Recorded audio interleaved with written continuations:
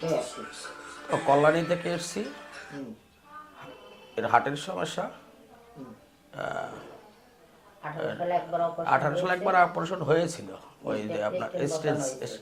Stent বসানো হয়েছিল। এখন আবার ব্যথা চলছে, এর জন্য এখানে আসা। আচ্ছা আচ্ছা, কি ওষুধ কি বন্ধ করে দিয়েছিলেন? কোনটা? ওষুধ মাঝে একটু বন্ধ হয়েছিল। হ্যাঁ আচ্ছা আচ্ছা, স্যার কি বললেন এখন মোটামুটি? হ্যাঁ। এখন এখন আবার দিয়ে ঔষধ দিয়েছে। আর সব তো ঠিক আছে। হ্যাঁ, আমার নাম শশাঙ্ক শেখর মারিক, আমার বাবার নাম বলরাম মারিক।